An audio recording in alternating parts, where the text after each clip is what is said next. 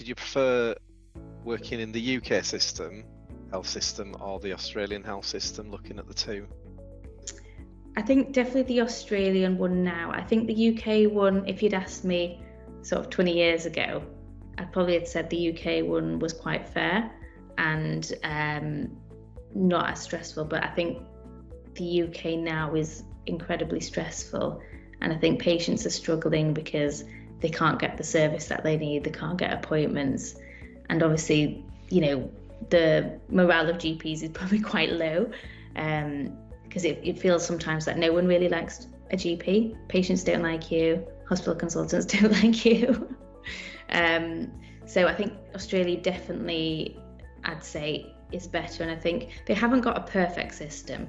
So if you're able to afford private healthcare, it's great because you can sort of get procedures done quickly. And if you're in the public healthcare system, there can be a wait, particularly in areas like Tasmania, rural areas. So some people are waiting a year for a colonoscopy from an abnormal bowel screening, whereas in the UK, if you get an abnormal bowel screening, you kind of shipped off quite quickly to get a colonoscopy. So there's some things that aren't that great, but a sort of overall, it probably is a bit of a fairer system. So people who sort of can afford it can go privately, and they get some tax benefits for it, leaving the public services available for people who can't afford it.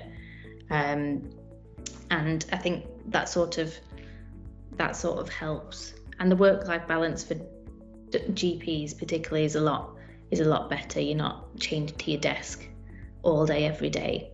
And the GP job role is a bit different.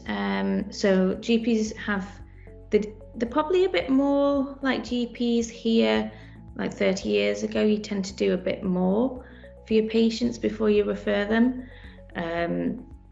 And particularly in Tasmania, there's a lot of like telehealth.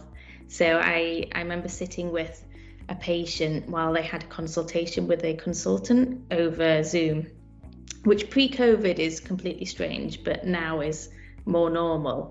And you'd bill the patient for sitting with them in this joint consultation, and you get to learn loads of stuff as well, because you kind of talking to the specialist about them and working together. So there's a lot of differences and a lot of different opportunities that you can get in Australia. One of the negatives probably is if you have a portfolio career as a GP. So one of my jobs here is to do with commissioning and quality and safety in general practice.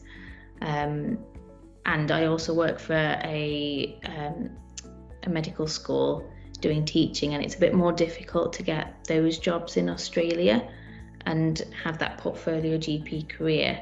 But generally, I think it's a career that you probably need in the UK, because doing full-time NHS GP is incredibly draining here.